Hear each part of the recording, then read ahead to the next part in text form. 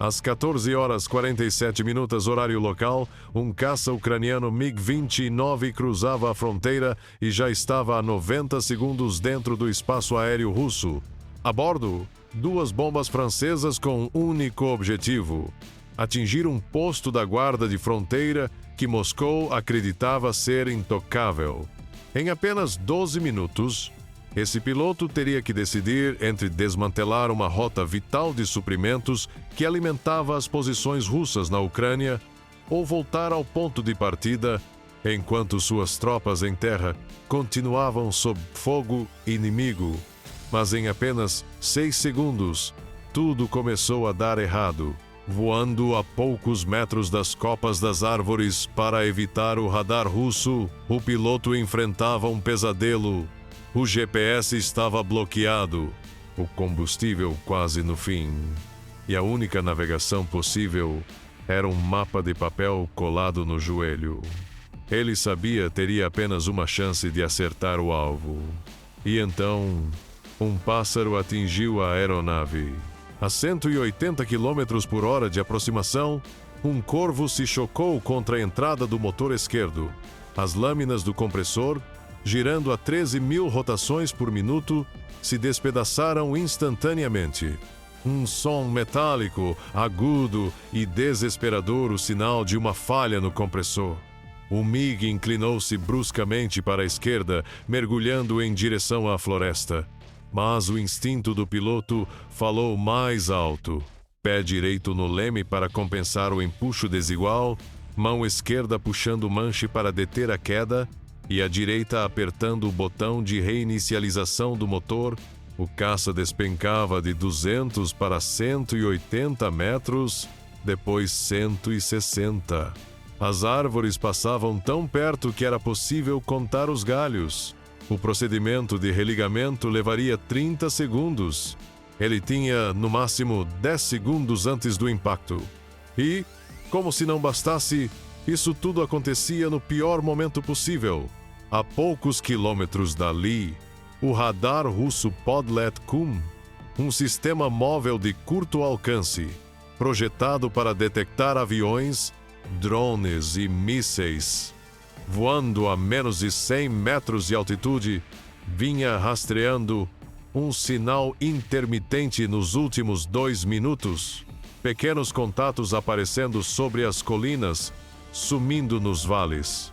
O operador se preparava para avisar a base quando o contato sumiu de novo, bem no momento em que o radar havia conseguido travar o alvo. 6 segundos. Foi quanto durou o bloqueio. Mais 2. E ele teria autorização para disparar. O operador hesitou.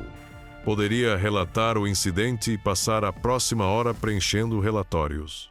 Ou simplesmente ignorar, acreditando que era mais um bando de garças cruzando o radar.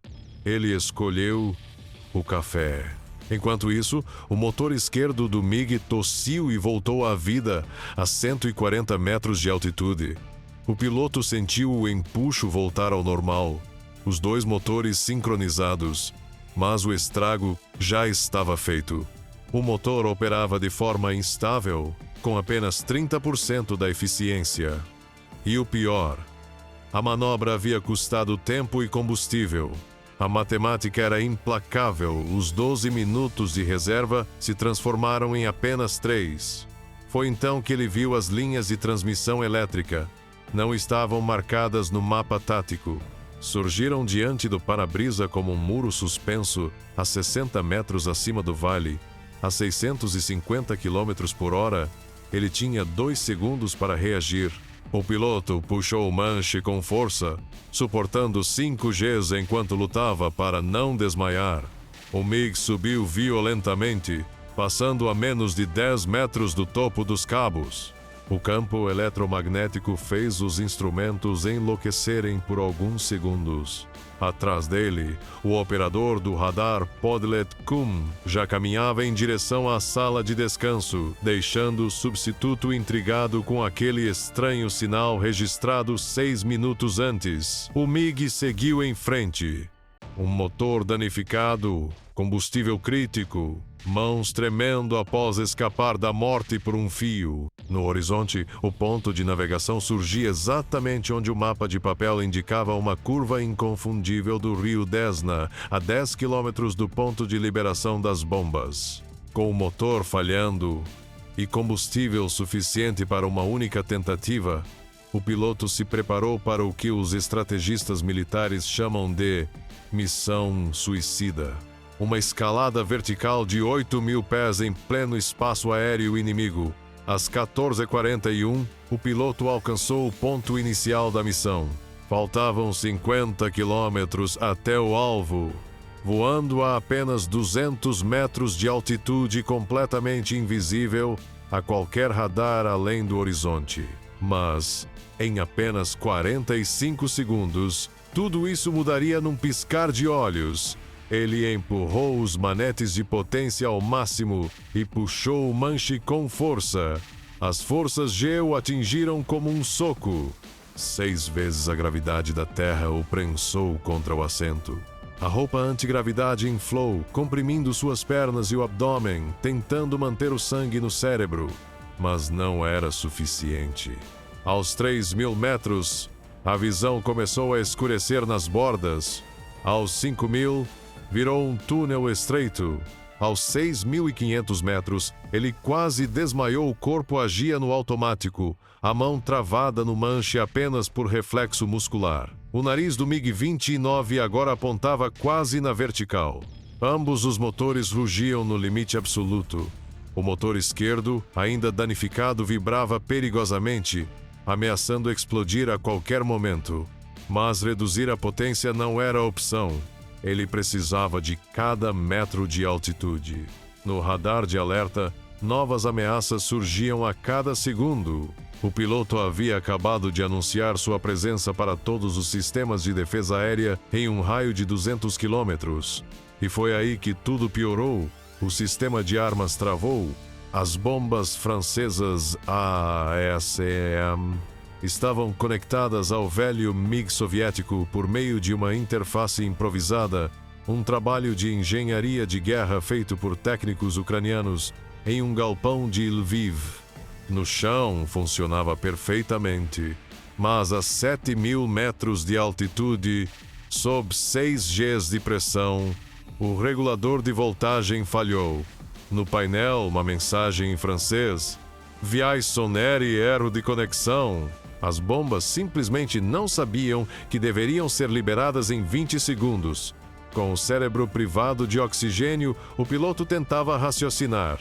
A mão esquerda mantinha a subida, enquanto a direita virava interruptores freneticamente. Comutador manual, energia reserva, reiniciar o sistema de armamento. Nada funcionava. As bombas permaneciam presas sob as asas. E foi nesse momento que o Su-35 russo abriu fogo. A 72 quilômetros de distância, o caça inimigo vinha se aproximando do ponto de anomalia quando o MiG ucraniano apareceu subindo como um foguete. O piloto russo não hesitou, travou o alvo e lançou o míssil hipersônico R-37M. Velocidade Mach 6. A distância seria coberta em apenas 36 segundos. O alerta do MiG explodiu em gritos digitais. Lançamento de míssil. Direção 045. Aproximando a 2 km por segundo. Mas ele não podia desviar. Ainda não. Antes de tudo, precisava liberar as bombas. A mão esquerda mantinha o controle do avião, enquanto a direita buscava os botões manuais de emergência, um para cada suporte, ignorando completamente a interface digital. 8.000 metros de altitude.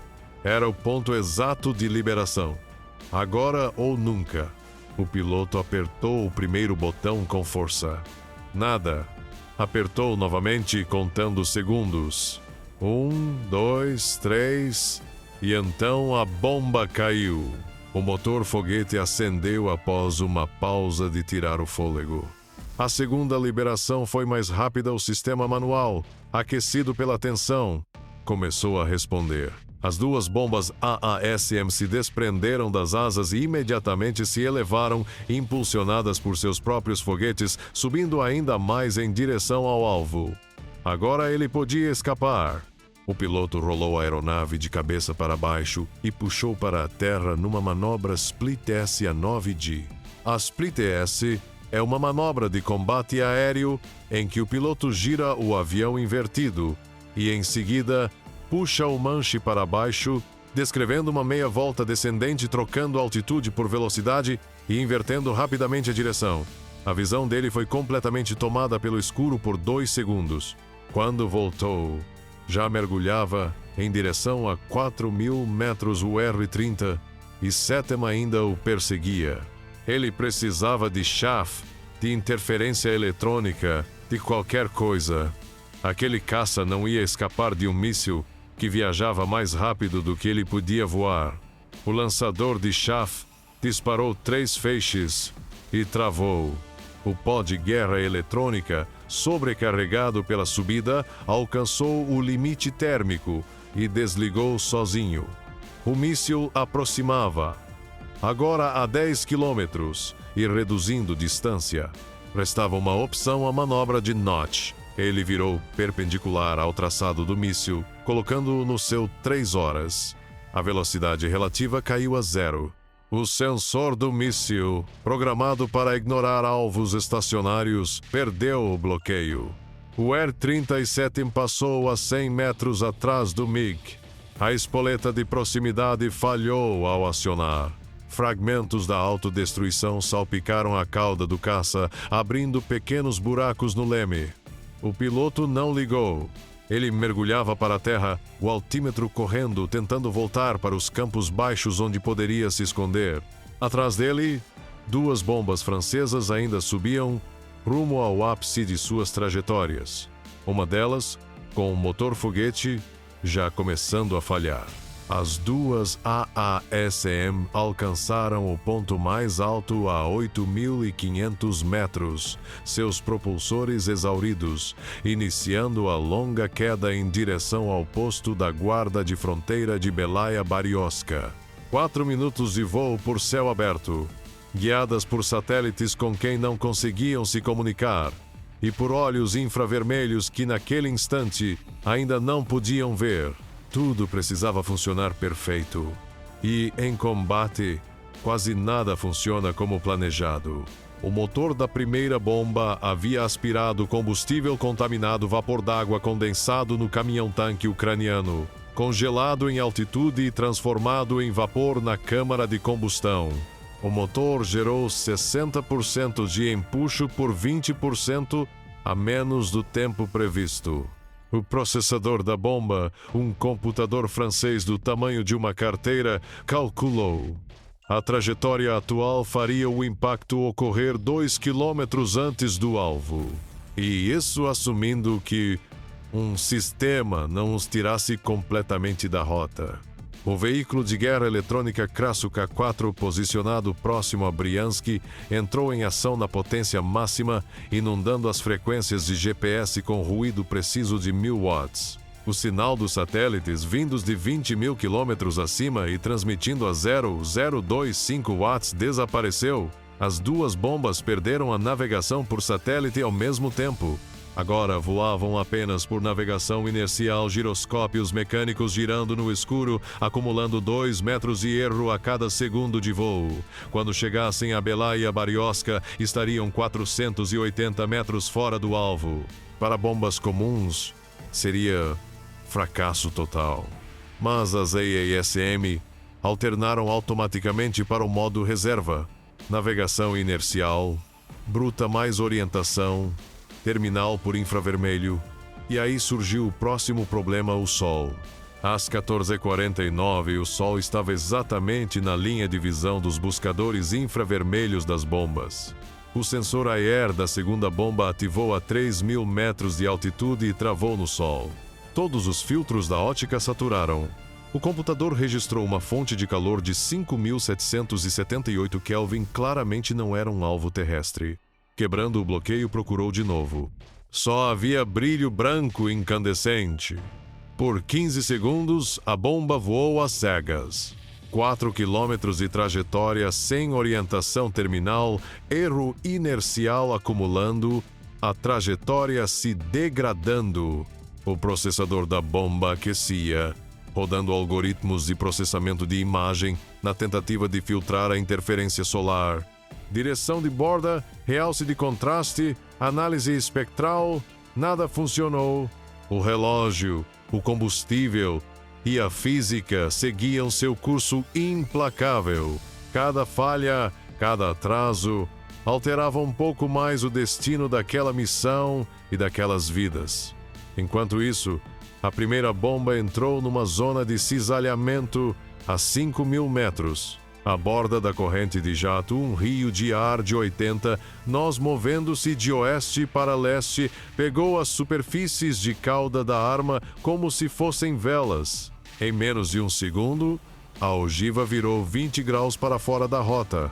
Seus giroscópios analógicos, nunca projetados para forças desse tipo, começaram a perder a referência e a bomba passou a girar lentamente, com as superfícies de controle no limite, tentando recuperar um voo estável.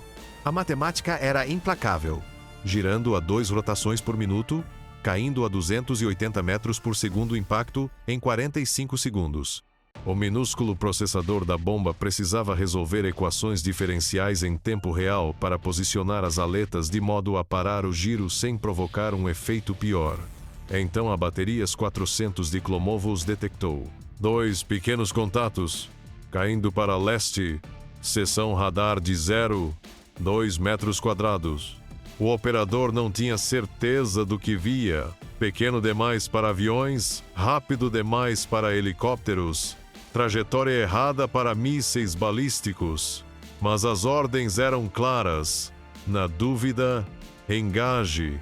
2 mísseis 48 Nesses rugiram para fora dos lançadores, acelerando em direção às bombas, um gesto em grande parte simbólico.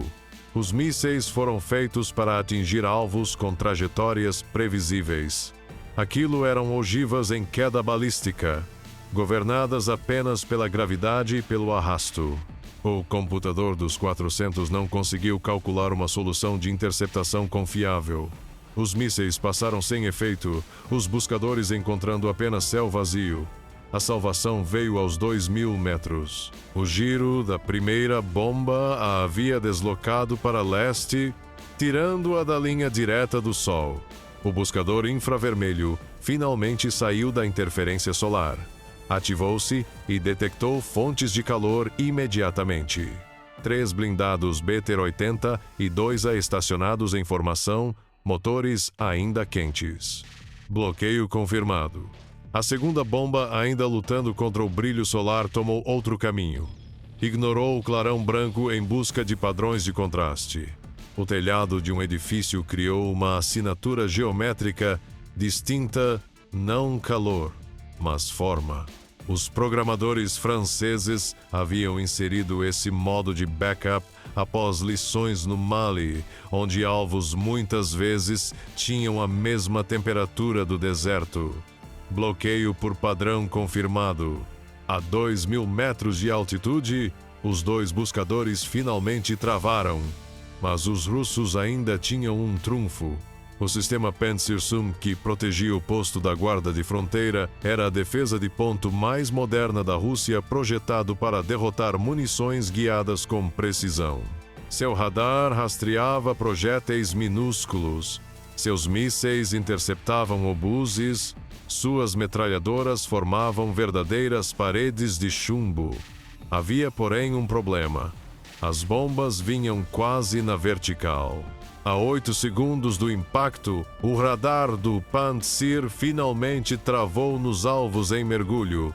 O operador nunca havia visto um perfil de ataque daquele tipo. Seus cenários de treino mostravam mísseis de cruzeiro vindo horizontalmente, helicópteros aparecendo sobre morros, aviões fazendo ataques rasantes. Esses contatos estavam a 87 graus de elevação, quase verticais, caindo a 312 metros por segundo.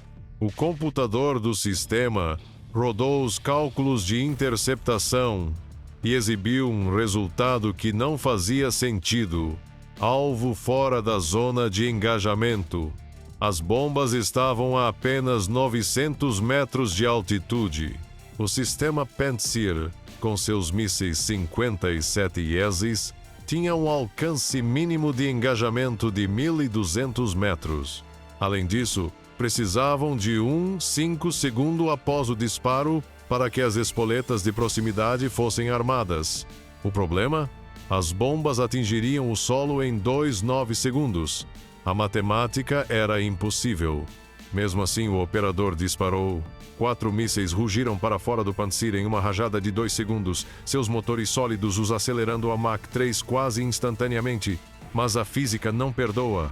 Os mísseis subiram velozes, tentando travar em alvos que já estavam dentro da zona cega antes mesmo de seus motores terminarem de queimar.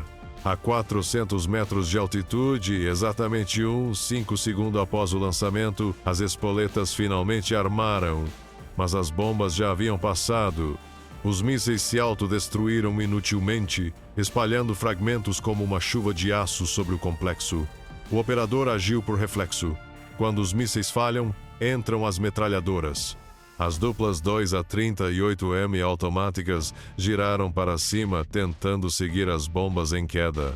Cada cano podia disparar 2.500 projéteis por minuto, munição de 30 mm com núcleo de tungstênio feita para rasgar alumínio de aeronaves. O operador apertou o gatilho. As armas rugiram, formando um cone de fogo sobre o posto. Mas as torres atingiram o limite de elevação 85 graus. As bombas vinham a 87 graus. Elas estavam literalmente fora do alcance.